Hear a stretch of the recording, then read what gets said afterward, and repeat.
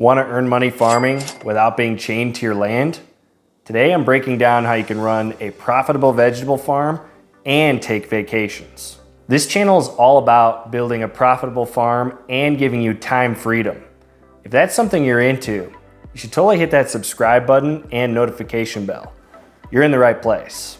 I'm Zach Buckle, and I'm a year-round veggie farmer in Cody, Wyoming. And last year, my farm earned over $80,000 in sales with me working less than 40 hours a week in the season. So the first thing you gotta do if you wanna take time off from your farm is make sure your irrigation covers your entire farm plot. I prefer to use these wobbler sprinklers you see here and use them in 25-foot square sections. So in this 70-foot greenhouse, we have 3 wobbler sprinklers. So all I have to do is go to the farm hydrant, pull a lever, and the entire greenhouse is getting irrigated at the same time. And you want to schedule those irrigation times for the times that you're actually on the farm, and you could just go pull a lever, start watering for a couple hours, and go do something else during that time, and then come back and turn it off. Same idea goes for drip irrigation if that's what you're using. We have drip irrigation on every bed in this greenhouse.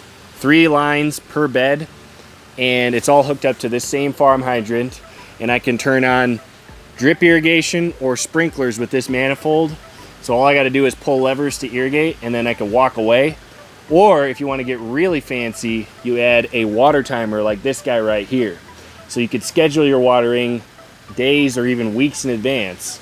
And this is a really handy tool for watering in the summertime when sometimes you do need to water every single day for certain crops like cucumbers and tomatoes. And the other trick is to master the art of watering deeply less often. So most of the year, we're only watering maybe once a week on the entire farm. So we water for 2 hours, 3 hours sometimes, and then we just let the plants grow. That also cuts down the time you need to pay attention to irrigation a lot.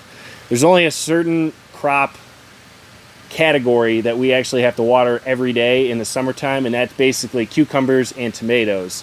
And a water timer is really handy for that because I don't want to have to be thinking about turning water irrigation on and off every single day.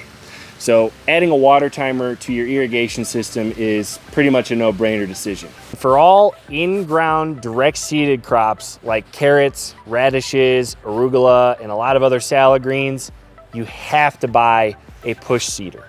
That's what this is. This is called the Jang JP1. And this has saved me hundreds, if not thousands of hours of my time on my hands and knees where I would be carrying a seed packet and then just hand direct seeding a row of carrots or something like that. This saves so much time for you. So behind me, you see 6 beds of carrots that used to be 8 beds of carrots.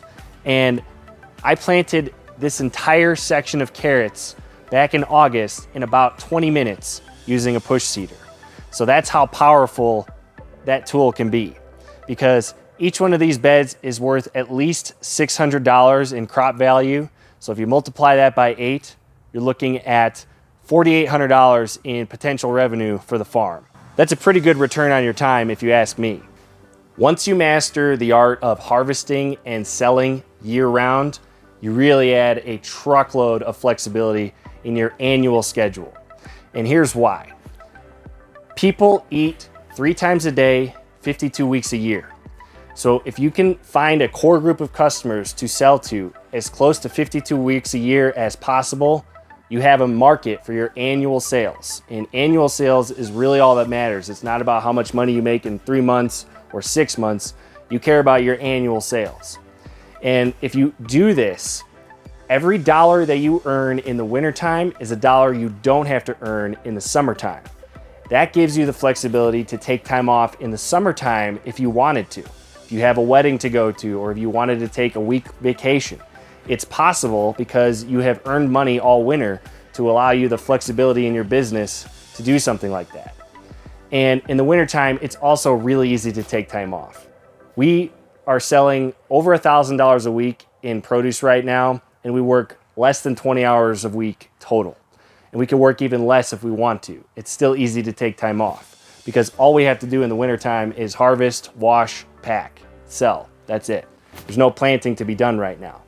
So stretching your harvest over an annual basis and your sales over an annual basis gives you a lot of flexibility to take time off whenever you want to, instead of being locked into your farm for 3 to 6 months during the summertime when it's really hot or the weather is nice and you can't leave the farm because the pressure for you to make your annual income is too high. So this allows you the flexibility to take time off whenever you want to. Weeds are another potential huge time suck on any farm. So the way that we deal with that on our farm is we plant every single crop in a straight linear grid pattern like this. And the reason for that is not only the plants grow really nice and uniform, but we can cultivate the entire farm in just a couple hours a week, every single week in the spring, and then not even have to worry about it pretty much after July. Because it's way easier to kill tiny weeds with a stirrup hoe or a collinear hoe than it is to pull giant tree trunks out of the ground in July.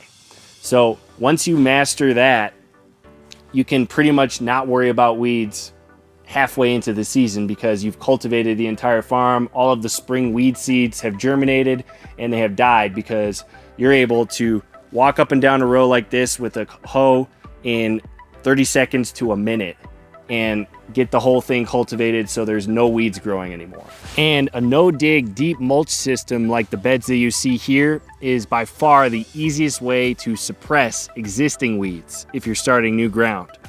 So you just lay cardboard on the existing plant life, then pile 6 inches of compost on top of that and 6 inches of wood chips in your pathways, and you now have a growing bed. And this suppresses the existing weeds. It makes it really easy to cultivate like I just explained. And your annual amending process, once this is set up, is really easy. All you have to do is add 1 inch of compost every year to keep these beds fertile and growing your next year's crops. It takes about 30 to 45 minutes for us to hand distribute 1 inch of compost on a 50-foot bed. So depending on how many beds you have on your farm, you're looking at between 30 and 45 minutes of shoveling, using buckets, and distributing the compost per bed per year. And this task can easily be done in months like October and November when you don't have a lot going on the farm. Or you could do it in little bits throughout your entire winter and just amend right before you plant your spring crops. It really doesn't matter. You have tons of flexibility in when you add that 1 inch of compost. But that's the easiest way to keep these fertile and not have to worry about all sorts of fancy soil tests and stuff. All you have to worry about is getting high quality. Have you had a light bulb moment yet?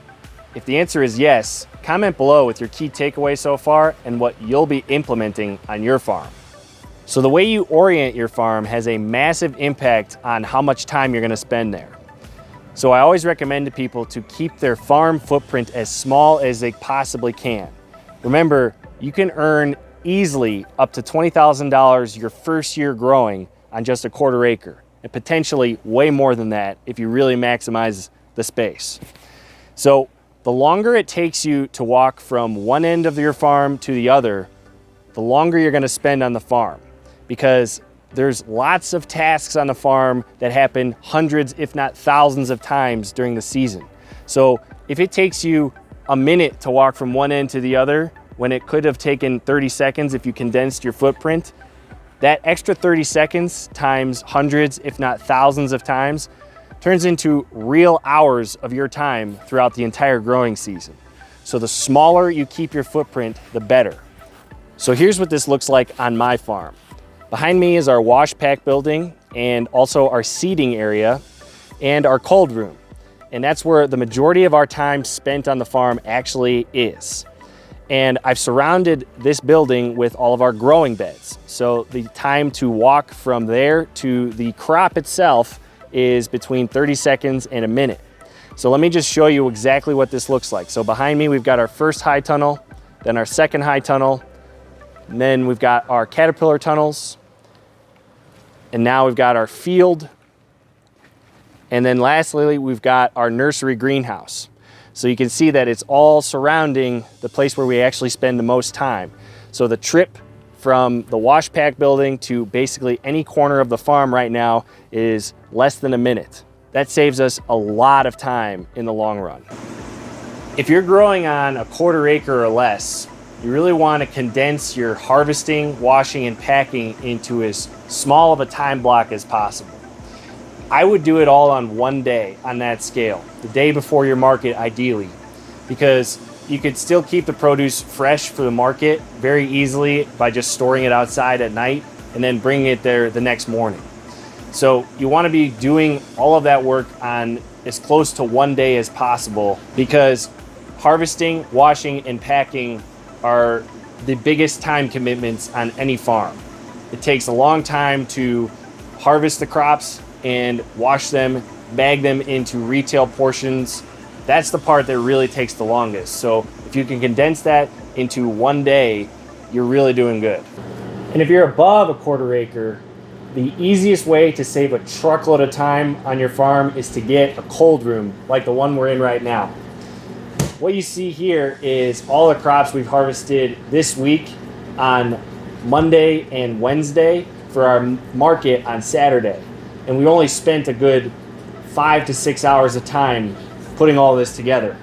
And we were able to break it up into 2 days. So we'll do salad greens on one day, root crops on another day. So ultimately, what a walk-in cooler does for you is allow you the time flexibility to not need to harvest the day before your market. You can harvest an entire bed of a crop at once and sell it in piecemeal amounts to whoever you're selling to throughout the week. This saves tons of time when you factor in the amount of time it takes you to walk to your crop, harvest it, and bring it in. This is basically an economy of scale. So now you're harvesting 30 pounds or 40 pounds of arugula at once and storing it instead of harvesting 10 to 15 pounds 3 times to harvest that whole bed. So instead of 3 separate times to harvest where you have to set up, get your knives, get your totes, take all that time to set up the harvest, now you can condense it into one time, and it dramatically reduces the total time that you're spending on your farm. If you're serious about earning money farming and having a life outside of the farm, I have an action plan that can help you set this up on a 1/4 acre or less. If you want to learn how to grow like this, set up your farm, and create a business in your backyard, book a strategy session with me at the link in the description below. And if you thought harvesting fresh produce through the winter was impossible in your climate, watch this video where I break down how my farm earns $1,000 a week through the Wyoming winter in just unheated greenhouses.